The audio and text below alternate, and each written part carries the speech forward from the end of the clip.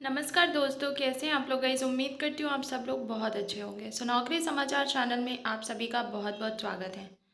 आज हम बात करेंगे 8 पे कमीशन की सैलरी से रिलेटेड। लग गया पता 2.57 नहीं होगा फिटमेंट फैक्टर। केंद्रीय कर्मचारियों की सैलरी में इतनी होगी बढ़ोतरी।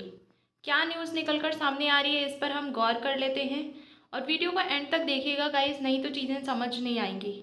और अगर चैनल पे फर्स्ट टाइम विजिट कर रहे हो तो definitely you guys can subscribe this channel.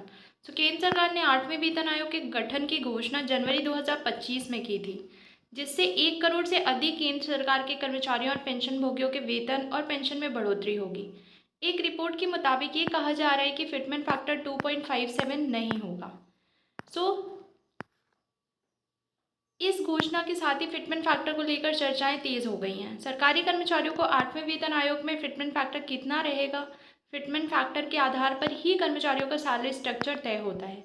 महंगाई बढ़ने और खर्चों के बढ़ते बोझ के बीच कर्मचारी चाहते हैं कि इस बार सरकार उनकी मांगों को ध्यान में रखे। पिछले 2 वेतन आयोगों में कर्मचारी पक्ष की मांगें पूरी तरह से नहीं मानी गई थी, लेकिन इस बार उन्हें 2.57 फिटमेंट फैक्टर मिलेगा। क्या है फिटमेंट फैक्टर? फिटमेंट फैक्टर एक गुणांक है जो पुरानी सैलरी को नई सैलरी में बदलने के लिए इस्तेमाल होता है।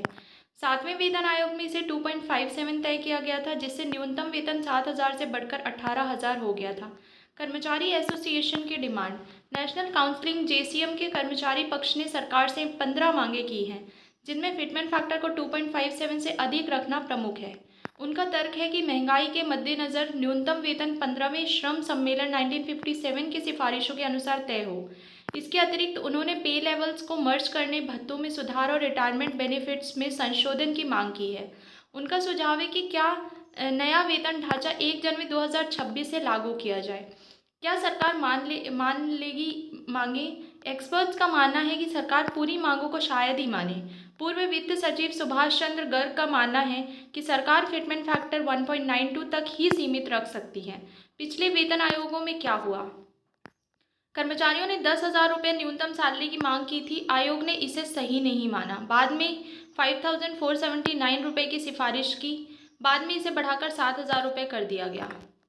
कर्मचारी पक्ष ने 7th पे कमीशन की बात करें तो 2015 में जो हुआ था, कर्मचारी पक्ष ने 26,000 रुपये न्यूनतम वेतन की मांग की थी। आयोग ने एक्रॉयड फॉर्मूले के आधार पर इसे 18,000 रुपये और फिटमेंट फैक्टर 2.57 रखा था। इस तरीके से सरकार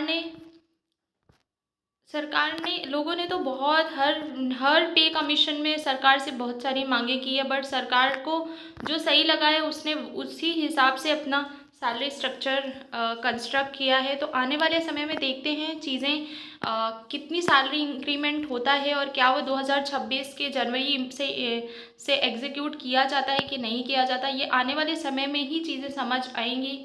और भी ऐसे वीडियोस के लिए आपको क्या करना है गाइस, चैनल को सब्सक्राइब कर लेना है, साथ ही साथ बेल आइकन को भी प्रेस कर लेना है, जिससे आने वाली हर एक वीडियो का अपडेट आप लोगों तक पहुंच पाए। तो चलिए मिलते हैं अगली वीडियो में। अपना ध्यान रखिएगा। जय हिंद, जय भारत।